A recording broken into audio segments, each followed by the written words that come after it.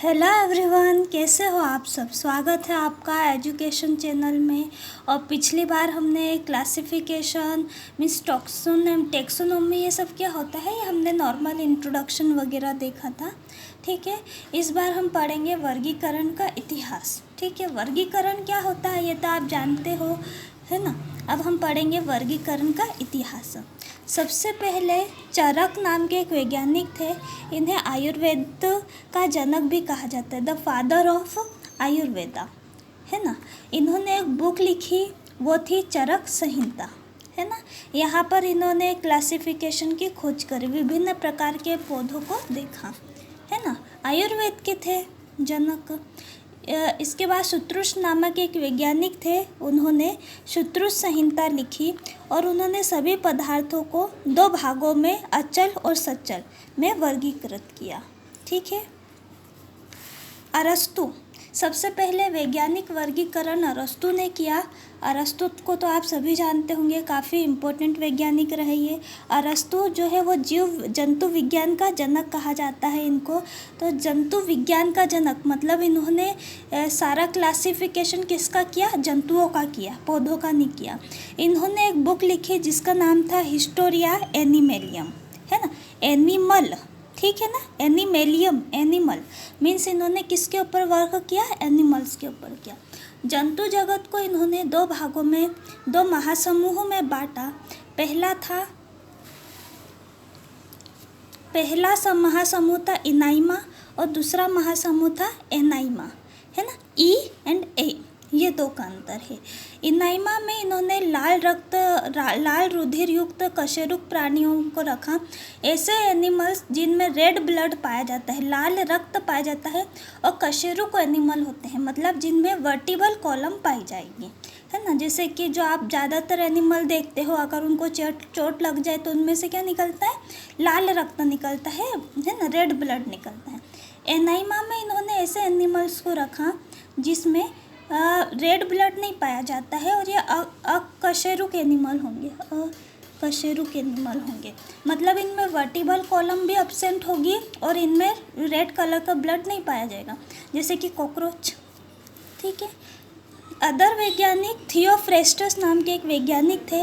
इन्हें वनस्पति विज्ञान का जनक कहा जाता है, मतलब इन्होंने सारा कार्य किस पर किया, वनस्पतियों पर किया।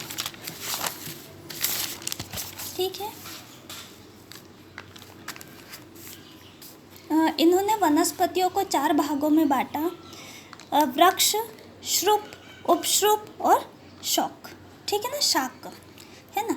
ट्रीज, श्रब्स, अंडरश्रब एंड हर्ब्स, ये इन्होंने थियोफ्रेस्टस नामक वैज्ञानिक ने, ठीक है, बॉटनी में पादपों को चार भागों में बांटा। इन्होंने बुक भी लिखी कई सारी, जिसमें थी पौधों की खोज, पौधों की उत्पत्ति, हिस्टोरिया प्लेंटरम, है, ठीक है ना। ये प्लांट मतलब इन्होंने किसके ऊपर वर्क किया, प्लांट्स के ऊपर किया। इन्होंने 400 प्रकार के पौधों की को वर्गीकृत किया, उनकी खोज की। इसके बाद में अन्य वैज्ञानिक थे जोहन रे ने बुक लिखी थी हिस्टोरिया जेनेरेलिसिस प्लेंटरम, है ना। इन्होंने 18,000 के लगभग पादप और जंतुओं की खोज की। ठीक है। इन्होंने सबसे पहले जाति शब्द का प्रयोग किया था, इसके पहले जाति शब्द का प्रयोग नहीं हुआ था। जाति और ये सब क्या होता है ये हम आगे के वीडियो में देखेंगे। स्वीडन के एक वनस्पतिज्ञ थे कार्ल वॉन लिने, है ना। इन्होंने एक बुक लिखी सिस्टेमा नेचुरी, ये काफ़ी इम्पोर्टेंट बुक रही और कार्ल वॉन लिने भी काफ़ी इम्पोर्टेंट वैज्ञानिक रहे हैं। इस पुस्तक को वर्गीकरण का शब्दकोश भी कहा जाता है, क्योंकि इसमें सारे मतलब क्लासिफिकेशन दिए हुए हैं। एक और बुक स्पीसीज प्लांटेरम, है ना, स्पीसीज प्लांटेरम, तो स्पीसीज प्लांट, है ना, इन्होंने 7,300 पादपों का इन्होंने इसमें वर्गीकरण किया था। इसके बाद में सबसे पहली बात जो ये कार्ल वॉन लिने जो वैज्ञानिक थे, इन्होंने लैंगिक लक्षणों के आधार पर यह वर्गीकरण किया। लैंगिक लक्षण ऐसे लक्षण होते हैं जो कि मादा और मतलब मेल एंड फीमेल में अंतर बताते हैं। इन लक्षणों की सहायता को मेल को फीमेल से अलग किया जाता है। ठीक है। फिर लिनियस को, है ना, कार्ल वॉन लिने ही लिनियस है, इन्हें लिनियस को आधुनिक वर्गीकी का जनक कहा जाता है, फादर ऑफ मॉडर्न टेक्सोनॉमी, है ना। इसके अब तक जो भी ये वर्गीकरण हुए ये सभी प्राकृतिक बंधुता के आधार पर थे, है ना। प्राकृतिक इनके जो थे उसके आधार पर थे, ऑब्जर्वेशन किया था इन्होंने, और इसीलिए प्राकृतिक बंधुता के आधार पर थे, इसलिए इन वर्गीकरणों को हमने नेचुरल क्लासिफिकेशन या प्राकृतिक वर्गीकरण किया। ठीक है। जो एकदम डार्विन का विकासवाद सिद्धांत, ये बहुत इम्पोर्टेंट रहा। डार्विन विकासवाद सिद्धांत के अनुसार कि कोई भी जीव का विकास किस प्रकार से हुआ, है ना, उसके अकॉर्डिंग इन्होंने उसका टेक्सोनॉमी बताई, क्लासिफिकेशन किया, है ना।